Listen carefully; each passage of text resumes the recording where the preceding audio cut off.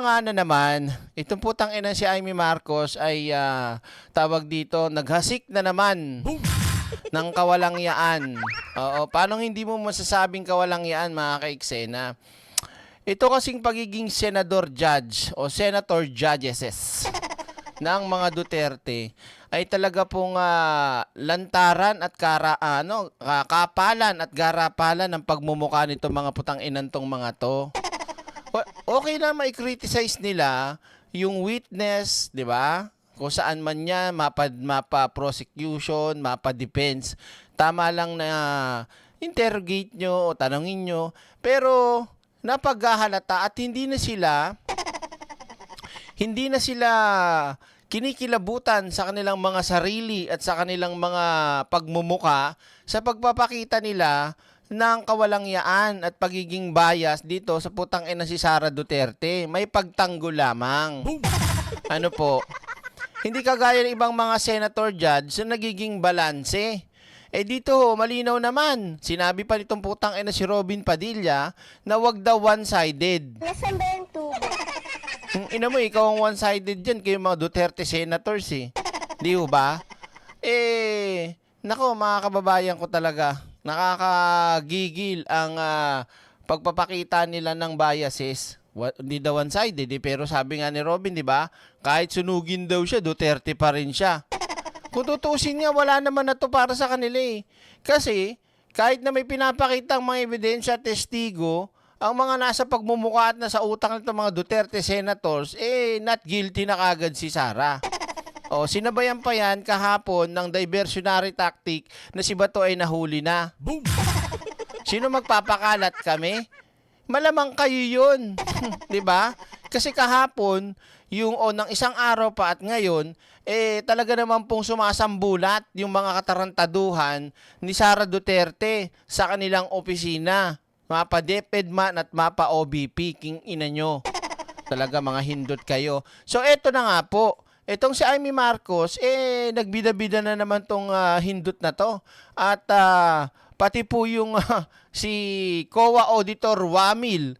Ano po? Aba, aminin mo Amy Marcos, napahiya ka, nasopla ka, kaya nga'y sinasabi mo inaaway ka?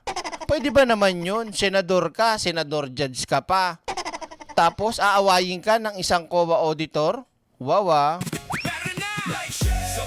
Kapal na mukha no. So eto na po mga kababayan ko, ipakita na natin at pag-usapan natin at bibigyan ko ng komento ito at pagkatapos si Robin Abnoy, Bungelia, Syungelia, lahat na ng kabubuhan, lahat na ng katangahan.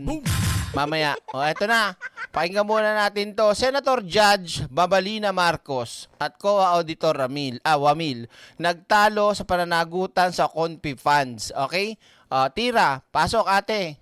Initan si Senator Judge Amy Marcos at ang testigong state auditor ng COA sa impeachment trial ngayong araw. Napunta kasi ang usapin kung mismong si VP Sara daw ba ang dapat managot sa maling paggamit ng confidential funds. Huli mga kaiksena. Huli dito. Uulitin ko Sa sinabi ng reporter, huli mo na kagad at may pag-amin na merong mali. Okay? Ulitin natin. Impeachment trial ngayong araw. Napunta kasi ang usapin kung mismong si VP Sara daw ba ang dapat managot sa maling paggamit ng confidential funds mula sa mga pinamumunuan niyang opisina. Mga DD bobo kasi kayo Hindi nyo naintindihan. Tapos na boxing. So may pag-aming mali. Ngayon, tinuturo at pinapalusutan nila Amy Marcos at the rest of the mga putang ng mga Duterte senators. 'Di ba? Na hindi daw pananagutan ni Sara. Hell no! Ano? Sino ba ang Vice President? Sino ba ang Secretary ng DepEd? Ako ba? King ina nyo? 'Di ba? Eto malupit. Tinuturo nila, 'di ba? Si Pangulong Bongbong Marcos, kesyo daw kasalanan daw ni Pangulong Bongbong Marcos daw yung mga nakawan na ganyan. Yung problema, wala kayong maturong ebidensya kay Pangulong Bongbong Marcos. Tama, mali. Ito naman kay Sara Duterte, bukod sa may ebidensya na, siya mismo yung head, siya mismo, yung secretary, siya mismo, yung vice president, king ina nyo. Aminado, may mali. Oh, di ba? Bobo. Sige, tuloy mo. At para sa Detalye Live mula sa Senado, may Express Report si Mean Los Baños. Mean, ano ba itong naging diskusyon ni na Senadora Marcos at ng testigo? Yes, Ruth. Naging bahagi ng impeachment trial ngayong araw yung naging tanong ni Senator Amy Marcos. Sino ba ang dapat managot kung sakasakaling may presumption na may mali talagang paggamit sa confidential funds ng Office of the Vice President at DepEd noong 2022 hanggang 2023? At kung sakasakali din daw na merong failure of liquidation na pwedeng pagbasehan para sabihin na nagamit sa personal na benepisyo ang nasabing pondo ng gobyerno o pondo ng bayan, sino daw ba dapat ang managot? Para kay Senator Amy Marcos, hindi si VP Sara ang dapat na gawing accountable official. Kita nyo? Di ba? Kita nyo kagad, direkta kagad itinatanggi mismo ni Senador Amy Marcos na hindi daw si Sara ang dapat managot at may pananagutan. Pwede ba yun? Sige, ibalik natin. Si Pangulong Bongbong Marcos, tinuturo nila dyan sa malaking iskandalo, kesyo daw siya pumirma. Pero, ang problema, yung ebidensya na ituturo direkta kay Pangulong Bongbong Marcos, wala sila. 'Di ba? Ito malinaw kasi, from president, pababa, ang daming dinaanan, 'di ba? Kaya lang, dito sa sitwasyon ng kay Sara Duterte, secretary siya mismo at vice president. Siya mismo talaga ang nandoon, 'di ba? Siya mismo eh. Dito, galing kay Pangulong Bongbong Marcos, dadaan pa sa Congress, dadaan pa sa Senado. Yung kay Sara, opisina niya mismo. Nakukuha nyo? Yung kay Sara, opisina niya mismo at sekretary siya ng DepEd mismo. Nakuha nyo? Hindi lang yun. Talagang may mga taong nagtuturo direkta at may mga ebidensyang pineki direkta sa opisina ni Sara. Nasaan ba yung tubo? Inan to si Amy Marcos talaga. Ang kapal na mukha mo. Hindi taong bayan ang pinagsisilbihan nitong putang ina si Amy Marcos, kung hindi si Sara Duterte. Tama ba ako? Mali? Kahit na ang paggamit ng nasabing kinikwestiyon mga pondo ay under ng supervision ng Vice Presidente. Sa pagpapatuloy ng pagsalang ni COA Auditor Roderick Wamil sa witness stand ngayong araw, naging mainit ang pagkatanong sa kanya ni Senator Judge Amy Marcos. Bakit daw si VP Sara ang magiging accountable official sa paggamit ng confidential funds ng OVP at DepEd? Gayong ang cheque ay nakapangalan sa special disbursing officers ng parehas na ahensya, gaya ni Gina Acosta sa OVP at Edward Fajarda sa DepEd. Giit kasi ng senadora, base sa joint circular na pinagbabasehan ng pag-audit ng COA, ang opisyal na may kustodiya ng government funds gaya ng Special Disbursing Officer ang pwede raw maituring na accountable official, lalo kapag may maling paggamit sa pondo. Pero nanindigan dyan, Ruth, si Attorney Wamil, may pananagutan daw si VP Sara sa kung paano ginamit ang confi funds ng dalawang opisina bilang siya ang head of agency. Panoorin natin ang bahaging yan ng impeachment trial, Ruth. Sino ang accountable officer? Anong sino?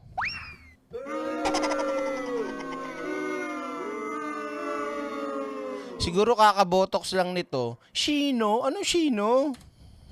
Impeachment trial, Ruth. Sino ang accountable officer dito Sino? Gaga. sa sitwasyon na to? Kasi ang liwaliwanag na hindi naman si Vice President ang payee. Hindi naman sinasabi na nasa kanya yung pera. In the case of the OVP, si Acosta yon. In the case of DepEd, hindi ba si Fajarda yon? That is not entirely correct po, Your Honor. Pahiya. Pahiya ang putang inang baba. Pahiya na naman. Diyos ko. Malamang sa malamang, later, gagawa na yan ng video na naman kasama yung direktor niyang Gasolito para bumawi at mang-asar na lang. Pero dito, malinaw ang pagkakasopla, pahiya, pagkakadebunk o pagkakabutata dito sa putang inang baba na to sa kanyang ipal-ipalan. Ito. That is not entirely correct. DepEd, hindi ba si Fajarda yon? That is not entirely correct po, Your Honor. Pahiya yarn. Di ba? Because under the joint circular, it shall be the responsibility of the head of the agency first to approve yung cash advance. Pangalawa, to oversee yung agency. Wag mo munang barahin, Amy Marcos. Tinanong mo sinasagot ka, hindi pa siya tapos magsalita. Hayaan mong matapos muna yung kanyang sinasabi. Inakay, di ba? Babastos talaga to The head of the agency first to approve yung cash advance. Pangalawa, to oversee yung agency-wide utilization. Pangatlo, to ensure compliance with the joint circular. And also,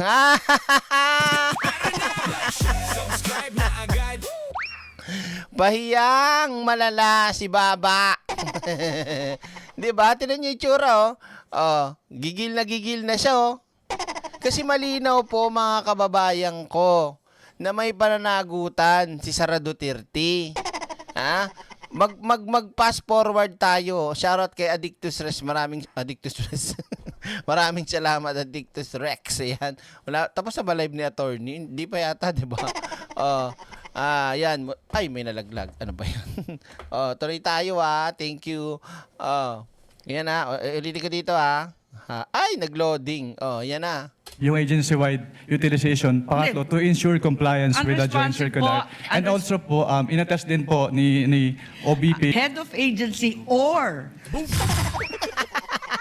Ilulusot pa talaga, Ilulusot pa agency or, head agency or, person designated. may tuturo pa sa likod. Oo, ang liwanag sa definition ng joint circular. Mag-yes or Circular. Yan ang problema dito sa mga putang inanto. Doon nila iniipit yung mga testigo. Yes or no ka lang, yes or no ka lang. 'Di ba? Alam naman natin na pwede namang gamitin talaga yes or no, 'di ba? 29 Shinky, maraming salamat Thank you. Pero, mga kababayan, kung merong mga sagot na kailangan suportahan ng paliwanag, tama ba ako? Hindi. Kaya nga sa mga korte, nasasabi nila na minsan leading, minsan, anong tawag dito, parang nag-o-object yung ibang mga abogado kasi sa mga ibinibigay nilang tanong para sumagot lang ng yes or no. 'Di ba? Style nito ay iisa lang, katulad kay Robin, katulad kay Pia, katulad kay Petra. Sila pare-parehas Napansin nyo ba? Na ganun lang silang humingi ng sagot dito sa mga testigo ng prosecution. Pagdating sa defense o sa ibang testigo ng defense, ganyan ba sila? Hindi, di ba? Obvious naman, di ba? Ang kapal ng mga putang ng inanto, mga pagmumukha nito ano ka lang, kanina ka pa inaaway mo ko lagi Inaaway daw. Ikaw tong galit na, ikaw tong parang gusto ng manakit Di ba? Pinapaliwanag nga sa'yo dahil yun ang trabaho niya Di ba? Para mas maintindihan ng mga kababayan natin. Kasi ang gusto nilang makuha, yes or no lang, okay na yun. Halimbawa, sinabi, may kasalanan ba si BP? Wala. Sino ba ang nag-withdraw? Si BP pa? Hindi. Oo lang, oo o hindi. 'Di ba? Pag sinabi ngayon ng testigo na hindi po, hindi naman pala Pero, sino nga ba may pananagutan? Di ba nga, kung babalikan natin sa mga nagdaang pagdinig, meron pong eksena o merong sitwasyon na papipirmahin o may kailangan pirmahan yung tauhan ni Sara sa DepEd para ilabas yung pera at kapag hindi pumirma, tatanggalin sa trabaho. At kapag ka naman pumirma, bibigyan ng sobre. Boom! Di ba? yung trabaho ng mga tauhan na yun ay hindi nagagampanan ng mabuti yung kanilang obligasyon bilang halimbawa disbursing officer o yung taga-check ng mga requirements para maglabas na ng pera dahil sa suhol ni Sara, dahil sa pananakot ni Sara na tatanggalin ka, kaya basta na lang pipirma, 'di ba? Tapos gusto mong ipitin yung mga tao na yon na ang may kasalanan talaga at kailangang managot ay si Sara. Nakukuha nyo? Di ba? Ang tinuturo nga ni Amy dito ay yung mga taong maliliit na ang masisi. Dito, maliwanag naman na si Sara po ang merong obligasyon at dapat managot dito. Di ba? Sino nakakaalala nun? Halimbawa, si Paharda ba yun? O yung isa pa, yung nagsoli ng maraming binigay na pera si Sara, nakasobre pa. Pag hindi siya pumirma, hindi siya pumayag sa gusto ni Sara, tatanggalin siya. Oh. At kapag naman okay ang ginawa niya, pumayag siya, siya ay may pera, may pasaho, may ayuda, may pera, may nasa sobre. Ang kapalit, hindi niya na kailangan pang chicken kung na-comply niya ba yung confidential fund, sino yung mga beneficiary niya, sino ba yung sila piato, sila ganito, sila ganyan. Di ba? Oh. Kaya nila ginawa yun dahil kanino? Dahil kay Sara. Ang inantong baba na to, hayop ka talaga putak, demonyo ka. Di ba, Mamaria Carpo Ginami? Sorry po, Your Honor. But hindi po ako pwedeng mag-answer categorically since yun nga po yung provision. Oh. Pahiya ang bakla. Diba? Oh. Tuloy natin. Ay, nako. Ruth, sa pag-usisa naman ng ibang senator judges, tinanong nila si Attorney Wamil kung gawi ba talaga pati sa ibang ahensya na inaudit nila na puro acknowledgement receipt o AR lang ang binibigay at hindi OR na siyang nire-require sana ng COA. Si Senator Judge Risa Hontiveros binalikan ang tungkol sa mga biniling gamot ng OVP at DepEd bilang pabuya sa mga informant. Normal daw bang gamot ang ginagawang insentibo sa mga nagbibigay ng impormasyon para sa intel operations ng mga ahensya ng gobyerno? Narito ang sagot siya ni Attorney Wamil. Naranasan niyo na po ba ito dati na gamot ang bayad para sa impormasyon? Hindi pa po. First time po dun sa may OBP po, Your Honor. Subscribe na agad sa channel na laging may aral. Alam nyo, dito pa lang, Raquel Santos, maraming salamat Oh, nakatong na ba tayo dyan sa amo mo? Dito pa lang mga kaiksena, first time na nangyari ang ganito. Direct ang tanong, may corruption kaya dyan sa tingin mo? Ako, directly, in my opinion, in my view, meron. Paano ko nasabi? 'Di ba? Bakit gamot?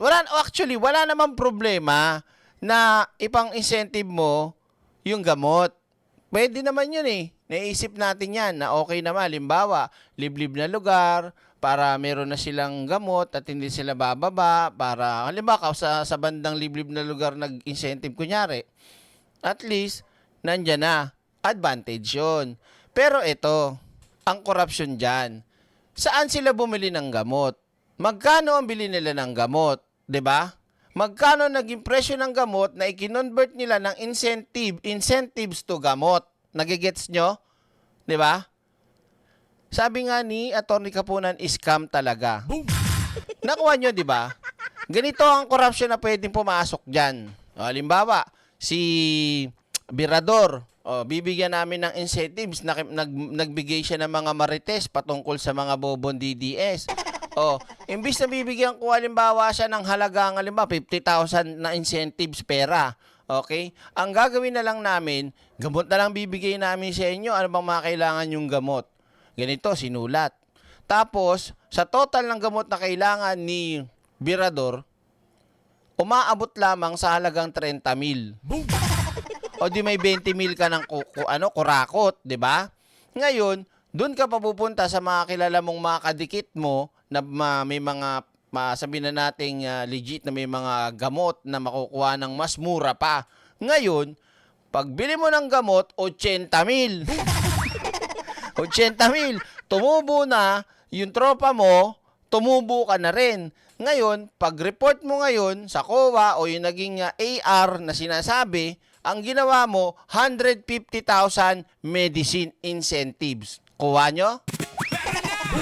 Subscribe na agad sa channel na laging may aral. Totoong kwento. Di ba?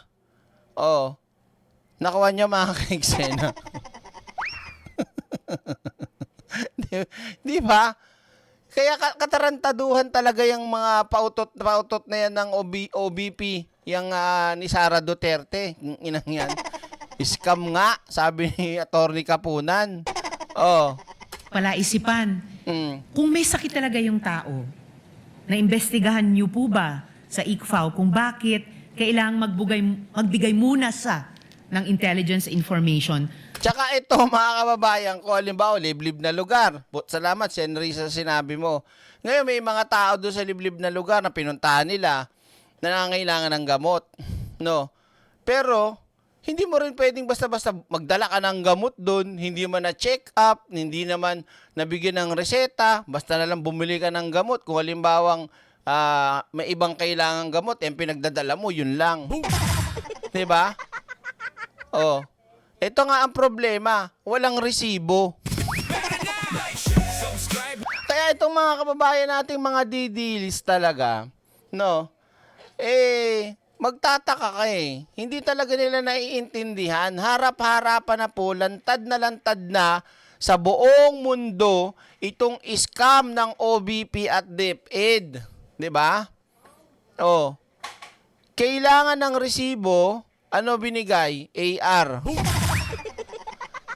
Walang supporting document. Saan ka nakakita ng isang napakataas at napakalaking ahensya kagaya ng DepEd at Office of the Vice President o wala?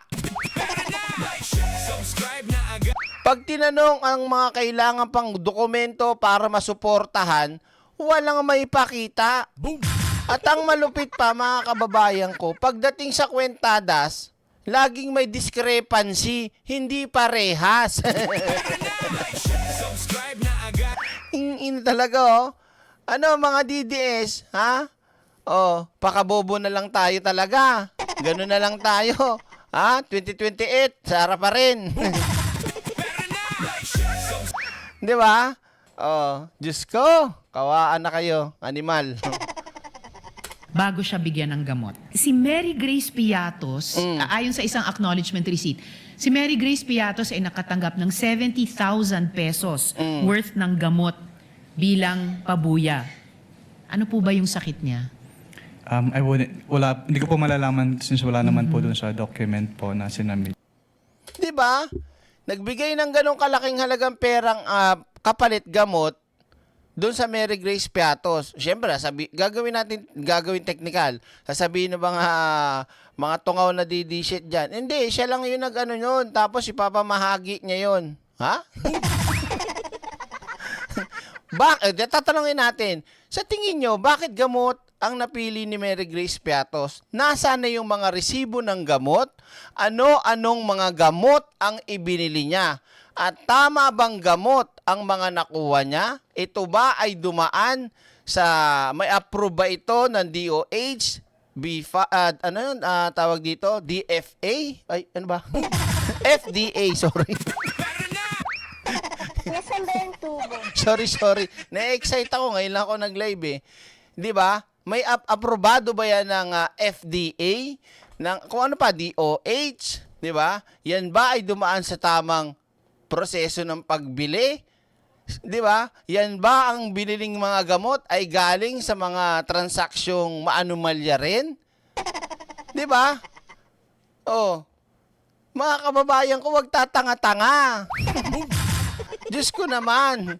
Hindi porket na tawag dito sila ay nasa posisyon ng mga ganyan ay hindi na natin pwedeng busisiin at kalkalin.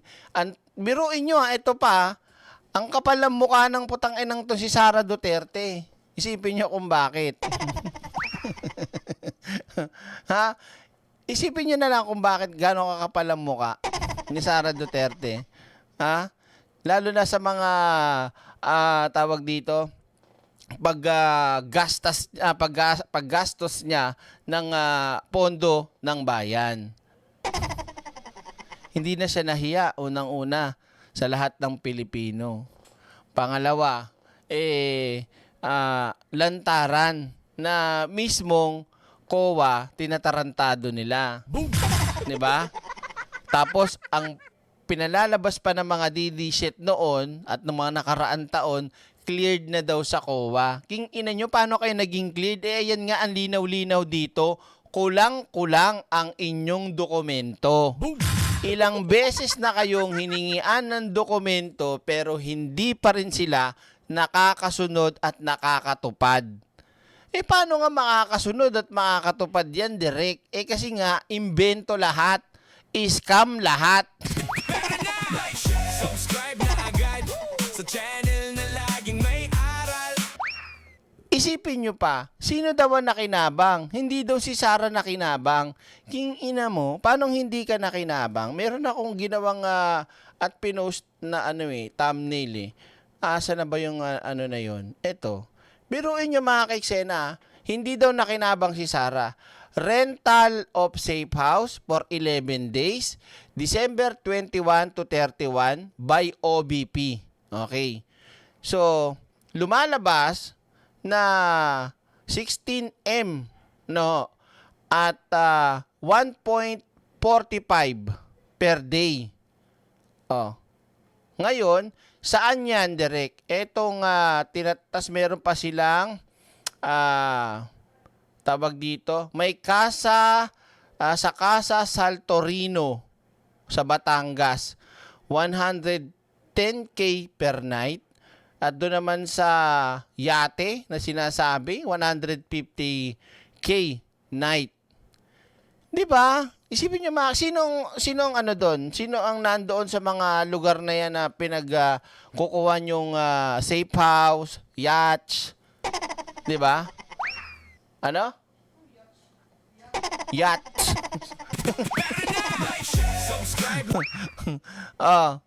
Sige, tuloy mo, Senator Risa. Samantala, Ruth, isa pang ipinunto ng mga senador ang mga isinumiting pangalan ng OVP at DepEd na mukhang alias gaya ng Mary Grace Piatos at Andy Lim. Pinapayagan daw ba yan ng COA? Paliwanag naman ni Senator Ping Lacson, pinapayagan ang paggamit ng aliases kung kinakailangan talaga sa intel gathering. Pero ang tingin niyang problema... Pag narinig ng mga DD-shit yan, Matik, pinapayagan pala, woo! Pero hindi nila pakikinggan at aalamin kung ano yung karuktong. Ito, karuktong So, pinapayagan daw ang alias. So be it. Di happy-happy mga DD-shit. Pero in Fairview, sinusugod ako ng mga DD-shit, ng mga trolls. Pati sa Facebook page, talaga nagbe-message sa mga animal. Feeling naman nila. May bilang. Paggamit ng aliases kung kinakailangan talaga sa intel gathering. Pero ang tingin niyang problema, walang security clearance si Attorney Wamil para sana may access siya sa totoong pangalan ng aliases at para malaman kung totoo o hindi ang mga pangalang isinumiti ng ahensya na pinaggamitan ng confidential funds. Narito muli ang bahaging yan ng trial. Bago ko ituloy si Ping Lacson. So, yun na nga, pinapayagan daw. Pero ito po, mga kababayan, kung may babasahin ako sa inyo. Okay? Sabi dito, yan walang nakasulat sa Joint Circular Number 2015-01 na nagbabawal sa paggamit ng alias. Okay? Para sa mga supporting documents tulad ng acknowledgement receipt para sa confidential funds and intelligent funds. Woo! Palakpakan ng mga DD shit! Pero ito po may journal of aliases dapat, sabi dito. Pwedeng gumamit ng alias, pero ang basis of the certification, kung anong nakalagay doon, upon demand, ilalabas ng ahensya ngayon yung iyong journal na kung saan nandun ang tunay na pangalan. So, tunay na pangalan. Naintindihan nyo? Sino may sabi niyan, Direk? Ang may sabi lang naman po naman nito ay walang iba kung hindi ex-COA Commissioner Heidi Mendoza. Subscribe na agad sa channel na laging may aral. At saka mga kababayan ko, 'di ba? Malinaw naman na lahat ng mga pinagsasabi at nilabas na mga pangalan na kung ano-anong imbento ay hindi naman talaga nag-i-exist, 'di ba? Ngayon, kung meron tao na ginamitan ng alias, halimbawa, ako kunyari si Andy Lim. 'Di ba? O pag pinatawag si Andy Lim, ako 'yun, 'di ba? Meron talagang totoong tao. 'Di ba? At pwede nila akong tanungin, bakit medicine? Bakit gamot ang gusto ko? Saan ko dinala yung mga gamot? Saan nabili yung gamot? Ano-anong mga gamot yun? Kaso, walang mailabas sa mga putang inang to, ito mga tag dito, mga tauhan ni Sara Duterte at si Sara mismo. Hanggang ngayon nga, hindi yung maharap eh. Hanggang kailan yan magtatago? 'Di ba? Okay, Senator Ping. Bakit paper audit lang kayo? Wala kayong physical? Parang bitin yung inyong pagsasagawa ng audit. Kasi paano nyo malalaman kung legitimate yung pumirma doon sa acknowledgement receipts kung hindi nyo inaalam kung meron bang totoong tao na nasa likod noong mga aliases na yon? Bakit? Opo. Since what we do po in ICFAO po is compliance audit lang po, Your Honor. So kung ano lang po talaga yung provisions na nasasaad dun sa joint circular, yun lang po talaga yung ginagawa namin, Your Honor. So ang naging focus po namin ay yung expenses po na based on the face of the acknowledgement receipts as well as yung date kung kailan binayad as well as yung amount po. Sa ibang mga agencies na enforcement agencies, ibang government agencies na gumagamit ng alias, pinapayagan ba o hindi? Hindi naman po namin ma-determine based on the documents alone kung alias or not kasi wala naman po silang ina-attach na document na nagsasabing alias po yung nakalagay doon sa kanilang resibo. Malinaw mga kaiksena. Kaya hindi niya madedetermine kung alias o hindi. Dala nag-a-attach mismo sino? E di yung mga opisina na gagamit nun. Oh. Ruth, mag-aalas 3 ng hapon, tinapos na ang impeachment trial day 13 at week 4 na rin ang impeachment trial. Kumbaga nakakaisang buwan na tayo, no? At natapos na rin yung cross-examination. At kung matatandaan ko na sabi mismo ni Atty. Kapunan, correct me if I'm wrong, na ang paggamit ng alias, allowed nga yun. Pero, kailangan meron pa rin silang record kung sino mismo yung totoong tao na yun. Pero ang problema, wala nga maiharap na totoong tao itong DepEd at itong OBP. Alam nyo, kaya ako, feeling ko lang todo siguro nakahanap na yung defense ng pwedeng pumalit kay Mary Grace Piatos pero hindi pa nila ilalabas kasi pinapractice pa. Si Tempura, yan, si Owishi, pinapractice pa yan. At kasi ito mga kaiksena, sa pagkakapanood ko ng impeachment, no, meron nga diyang napag-usapan na sinabi ng COA na pinagsumiti nila o nagpasa sila, kulang, wala. Tapos, hindi pa rin nila ibinibigay mga dokumento. Tapos, siyempre lumipas ang buwan o taon. Nung hinihingi na ulit ng COA, wala pa rin maipasa. Parang inulit lang. Pero wala pa rin na ibibigay. Kaya talagang makikita natin mga kaiksena hanggang sa pumutok na yung issue na yan ng mga paggasta-gasta na yan. Doon pa lang makikita nyo mga kaiksena kung totoo talaga lahat at tama ang paggastos na ginawa ng opisina nitong putang ina si Sara Duterte at nyo sa DepEd, hindi na pa para di ba? Ilang beses na nanghingi, pinagsusumite ang OBP at ang DepEd sa mga gastos nila pero wala pa rin sila na maibigay. Di ba? Anak ng kubeta talaga, oo. Examination, direct examination at pagtatanong ng mga senador kay Attorney Wamil. So far, dun sa 4 na linggo, Ruth, si Attorney Wamil yung pinakamatagal na witness na sumalang sa witness stand dahil inabot siya ng 3 araw. Habang bago natapos ay naisa lang na rin yung kasalukuyang auditor na ng COA, si Celine Del Campo. Sa kanya na ilabas na yung notice of disallowance para sa bahagi noong confidential funds sa OVP. Pero kailangan pa yung ipresenta ng prosekusyon sa susunod na linggo. Ang resumption ulit ay sa Lunes, August 10, alas 10 ng umaga, Ruth. Oh, di ba? So, mga kaiksena, bago natin tapusin yung kay Amy Marcos at mapunta kay Robin Padilla, malinaw na pagpapakita ng pagiging bias ng mga Duterte senators ay talaga pong lantaran at talagang kapalan na lang po ng apog at ng baba. No? Okay? So, tatalon ngayon tayo mga kababayan ko dito kay Robin Padilla. Yung mga hindi pa naglalike dyan, mag-like na kayo at mag-share na rin kayo. Dali na. Better na! Like, share, subscribe na agad.